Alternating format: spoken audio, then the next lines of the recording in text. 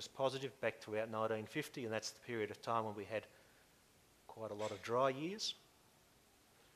And then it went into its favourable phase through the 50s, and then re-emerged out of the favourable phase in the early 80s, about 84, and it's been positive up until recently. Now the worry over here on the right-hand side is it has gone into negative territory, which is good news, but it's a bit more tentative, isn't it, the way it's going in there compared to here, where it just went straight down.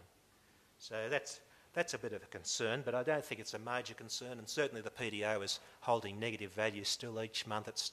I think the last value in June was negative 0.69, so that's suggesting to me that we are confirming that it's staying in negative territory.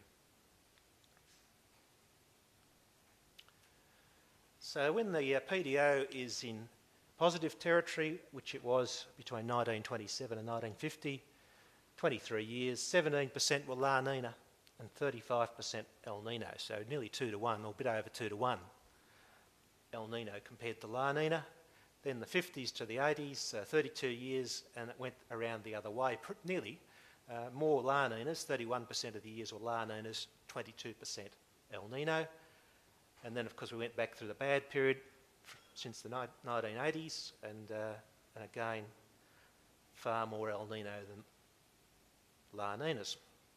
So that's pretty important. I think it's pretty damn significant, and it makes you appreciate what we've been going through dry years over the last 15 years or so. And in my mind, it's not climate change or global warming, it's just normal cycling that we've been looking at.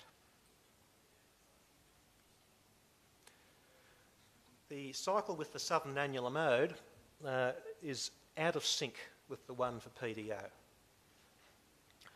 Going back into this period, in the late 20s through to about 1950, it was in sync with the PDO. So when the PDO was in its unfavourable part of the cycle, so was SAM, and then it went through this favourable period, and now it's still pretty much locked into its unfavourable part of the cycle. So it's out of sync is the key message, and we're still in the unfavourable part of that cycle. So what does that mean?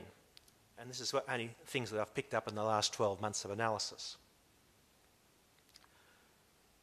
Well, what I've found is that expectations for April-May rainfall are reduced, so you tend to get poorer breaks, and quite a significant effect. The expectation in the Riverina is down by 26 millimetres at the moment compared to an average of 88 millimetres. And the expectation in the Wimmera Mallee is down by 16 millimetres compared to an average of 67 millimetres. So it seems to be having its biggest effect on break rains. It also has a short-term signal built into it as well, which I've picked up when it moves from the first to the second quarter. Let's say it goes from, as it did last year, it went from negative in the first quarter of 2010 up to a positive value in the second quarter. That tends to be associated with drier than average conditions in the year following, as in 2011.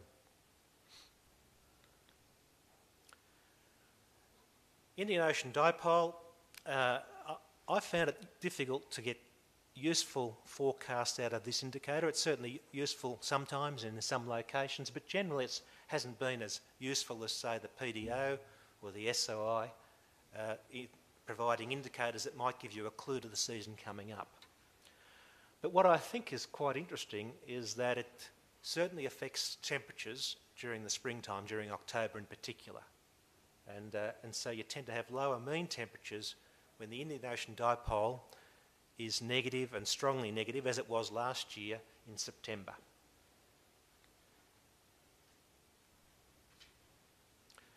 So just contrasting the 2 years, what we were looking at last year and what we're looking at this year, just picking up what I think are some of the key contrasts and things I look at in seasonal forecasting, is the SOI at the end of February last year was negative 18, and that's one of the reasons I was very strongly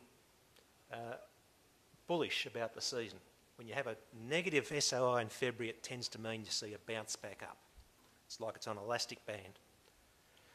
And I don't get too excited about years like 2011 when you have a very positive SOI in February, it's going to tend to go down, which it has done. And so as a result, we saw this massive increase from -18 to plus 10.5 last year in May. This year it went down just as strongly, well, not quite as strongly. But, so that's a key part of the story. So one of the key indicators for the season coming up is always look at the SOI in February. Because if you look back at all those good years, like 83, 78, it's hard to remember them, we haven't had that many lately, but if you look back at all those good years, you'll find the SOI in February was negative, and this year it was positive. So I wasn't too excited about this year based on that indicator, but at least the PDO is still holding negative in June.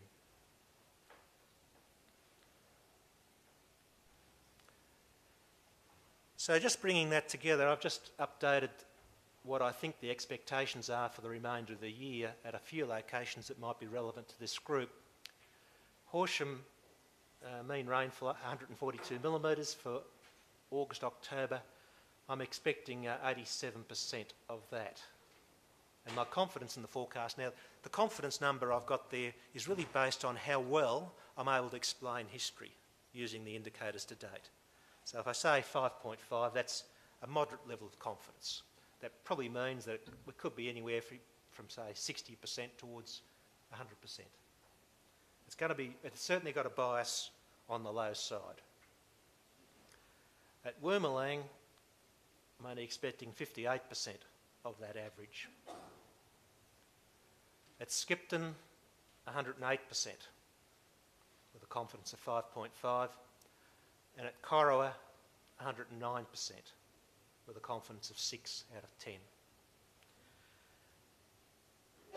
Now, one of the sites that I found very useful, and I'd urge you to get onto too, is the POMA forecasts, which is a joint Bureau of Meteorology and CSIRO outfit. And I've been following their forecasts a bit over the last 12 months, I suppose, and they were picking the wet spells last year pretty well. So that's their most recent forecast dated 15th of July for August to October. And what they do is plot out the anomaly, and you can see, through central Victoria here, they're talking about pretty solid rains, and most of that's coming in August, they reckon.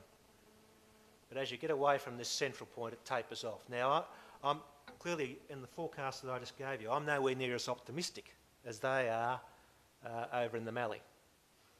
But nevertheless, the pattern's there, that wherever they're optimistic, I'm also suggesting that August to October looks pretty good.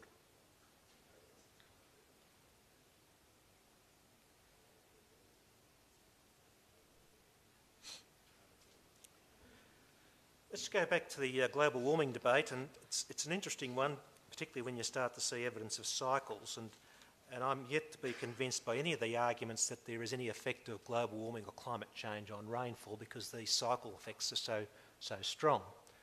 But nevertheless, there's no doubt that when you look at the global temperature record, there's been warming. There's no doubt about that at all. There's been warming over the last 100 years. And I suppose as people like ourselves that are interested in trying to grow crops, my concern is what's going to happen to temperatures, particularly during grain filling, and mostly in October. And it's fair to say that since 1945, there's not that much reliable data around long-term on temperatures in Australia that I can get access to. But